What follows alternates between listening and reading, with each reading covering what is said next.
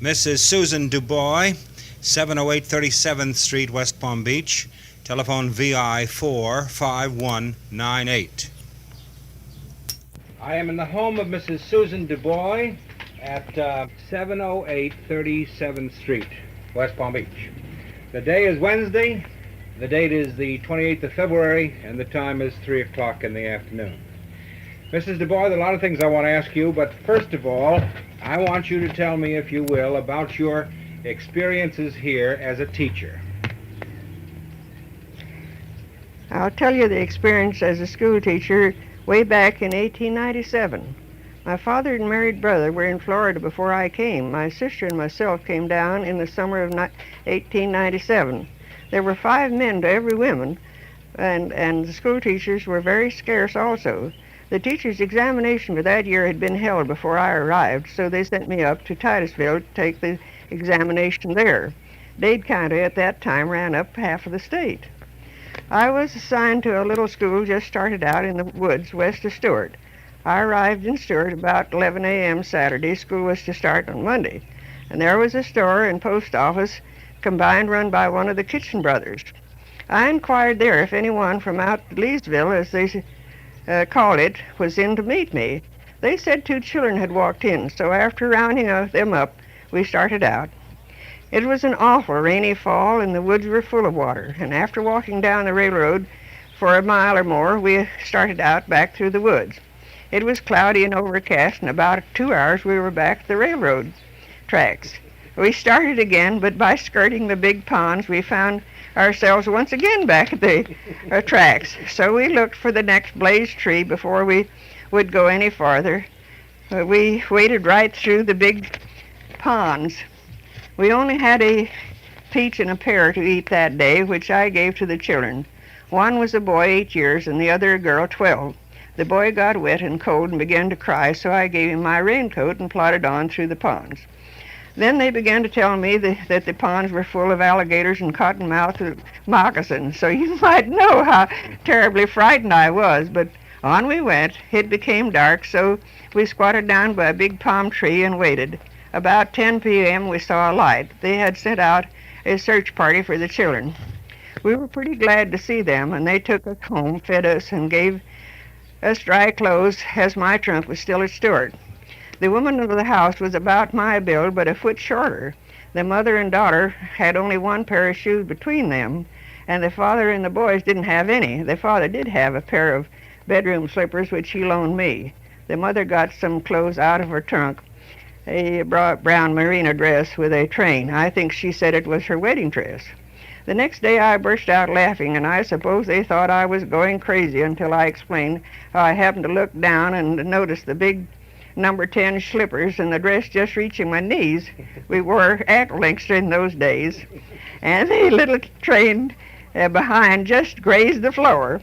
I did cut a funny figure, and after a big laugh, the ice was broken, and we soon became acquainted. But to go back to the night before, when it came time to go to bed, they all lived in one big room, a bed in every corner and one between on the 2 long sides of the room. There was 4 or 5 boys in the family, besides 2 young men boarders. I was assigned to sleep with a 12-year-old daughter. I said kind of hesitatingly, "Isn't there going to be any privacy for me to retire?" So they went to the boat, got the sail, and draped it around my bed. The bed was a homemade affair with a 2x4 down the middle with barrel staves nailed to it on each side, and the mattress was filled with shredded saw palmetto leaves. By the way, the house was thatched side and roof with cabbage palmetto fans. Where the openings for windows were, there was nothing except a washed-out fertilizer sack tacked to the top. We had a wood floor in the house with a long dining table, homemade, with a long bench with no backs on each side. They cooked in a separate shack. The regular bill of fare was unsalted oatmeal gruel, fried salt pork, bacon powder biscuits for breakfast, and the bacon grease to go on them. I meant the biscuits, of course. For dinner and supper, we had black-eyed peas, sweet potatoes, and grits. The schoolhouse was an 8x12 palmetto shack with no floor, no desk for me, but a box to sit on. The children sat on a long bench backless bench and a long, continuous slanting board in front to prop their books against. There was a desk and a bench down each side of the room and a place for me to walk up and down the center. When it rained, I had to put up my umbrella as the roof leaked so badly. I taught the children, just beginners to some almost as old as I was, for the princely sum of $40 a month. I got my board and washing for $10 a month. There was an old bachelor walked out from Stuart on Sunday. By the way, it was 8 miles out through the woods and 12 by the river. He brought one big horse banana for each one of the Lee's family and 2 for me. There was a young man who worked in the store at Stuart who rode out on his horse occasionally. One time he brought out a shoebox of candy when I wasn't there. They informed me half was for the 12-year-old girl. So we went in the bedroom to divide it. By that time, they had built a little framework around the bed and tacked fertilizer sacks on it. After a while, we heard a noise, and looking up, we saw her 3 small brothers hanging from the rafters like monkeys watching us. The teacher, Jupiter, had been having trouble with the trustees, and to punish her, they sent her out to the little school I was teaching and sent me into the Jupiter school after Christmas, where I met my future husband, but that is another story. Well, that's a very interesting experience you had.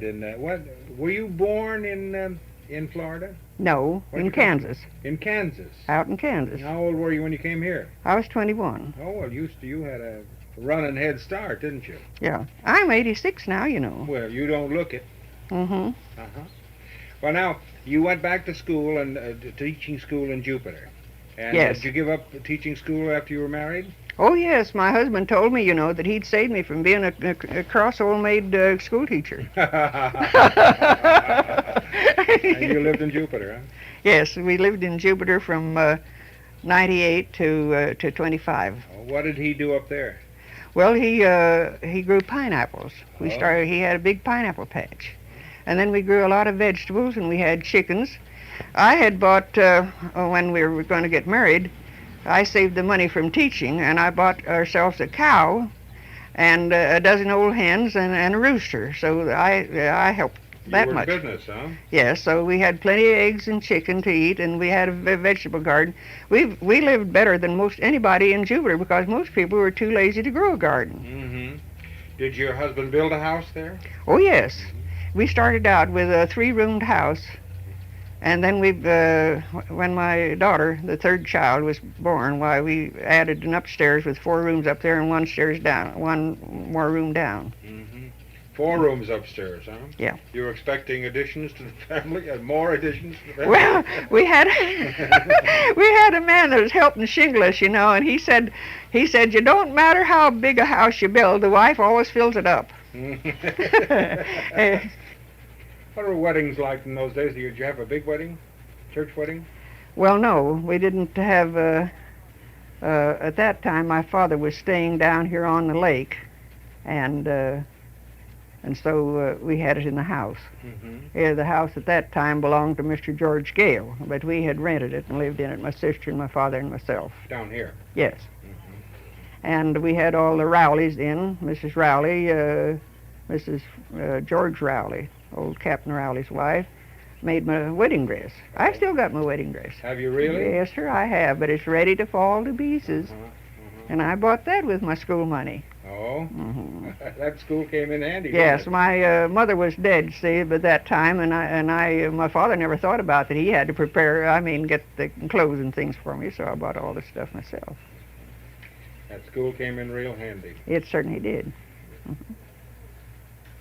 Well, it seems to me that in those early days, the people that I have talked to who lived that early life seem to have had a happy time of it, in spite of the hardships. Mm-hmm. I think that you people seem to thrive on those hardships. Well, we knew everybody up and down the lake here. Everyone would start out in their boat someday and go across, meet us. And if we didn't meet one another at church, then we'd have picnics and parties. And after I was married and lived up to Jupiter, Frank Rowley had a big boat, and he'd collect up pretty near everybody on the lake and bring them up there and have a picnic at our place. Mm-hmm. You've been there at the boys' fishing camp, haven't you? Where you've seen the big shell mound there? Yes, yes. And the old house is up on top there. That's the original house. Is that an Indian shell mound? Yes, sir. That's Yes, a pretty sir. good sized one. Yes. Well, we had another great big one that was carted away, and which made the Silver Beach Road in Lake Park. Oh, really? The shell Yes. did, huh? Yes, the shell did. Yes, we sold it. Oh, I think we only got just about 15 cents a square yard at that time, and now I think that you could get any amount, but I don't think they want to sell any more of it. No. But we sold it. We even had to get a lawyer to collect the money, too.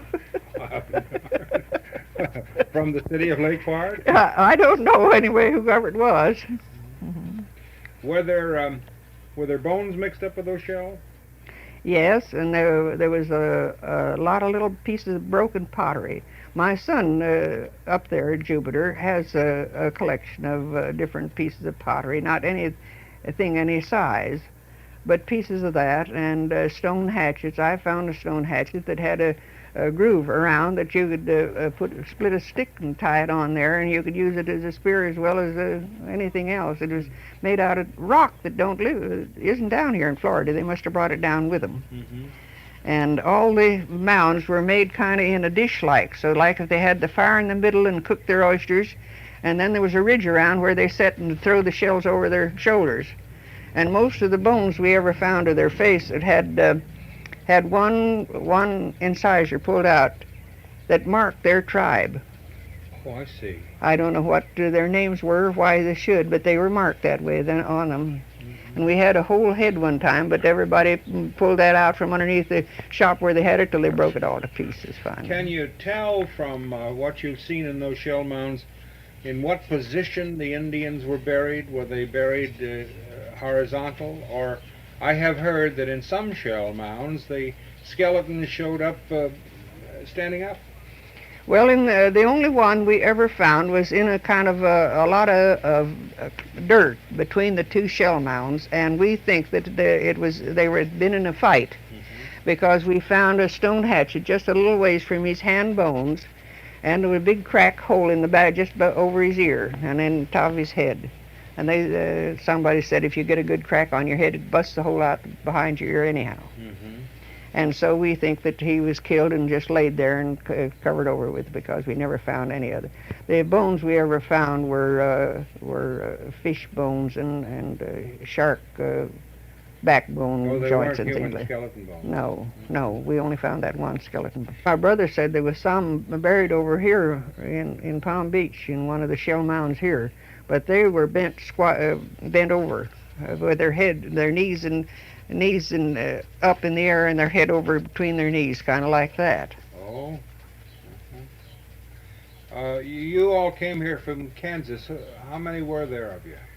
Well, my brother came down in the first place. When he went to Manhattan College there, he boarded at a place that he got in love with a girl, and her father had land in Florida, and when they came down here, and he followed her down and married her. Oh. Then he talked and talked and talked till he got my father down, and then the rest of my brothers and sisters were married, but my youngest sister and me, and we came down.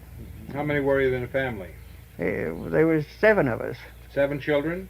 Or 5 children and mother and No, father? 7 children. But there's 6 of us living yet. Oh, really? Yes, sir. I have a sister that's 95. She'll be 96 this September. And a brother. This brother Will I'm talking about, he's 93. Was your father a farmer?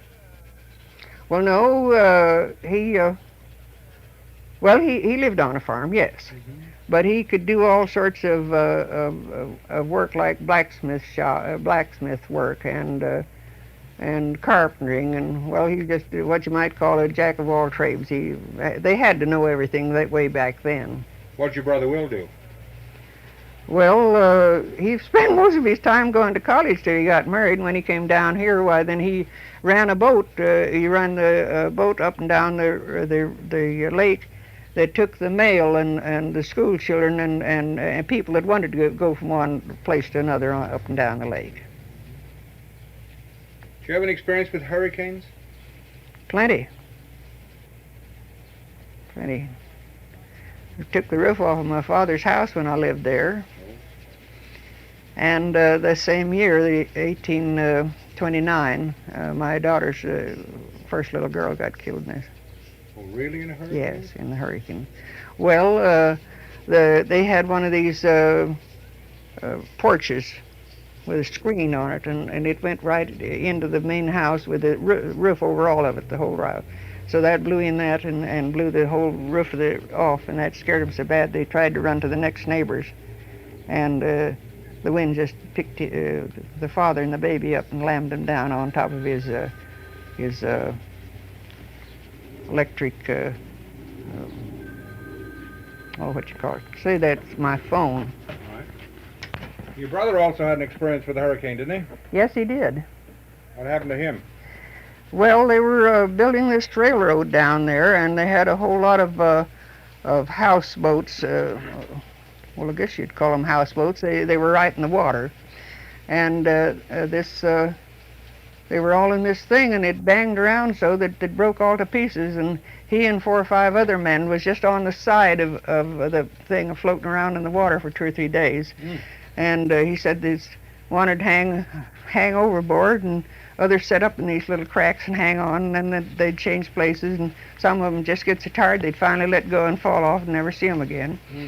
And he said that was so bad that you couldn't see, when you was down the trough, you couldn't see over. And if there was anything up on that high thing, the wind was so strong, if there was a board or stick or anything and you was in the road, it'd just cut you right in two.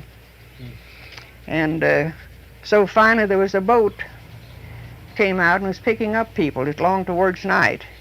And they didn't see this little piece of the side of the boathouse that these 4 or 5 men were still on.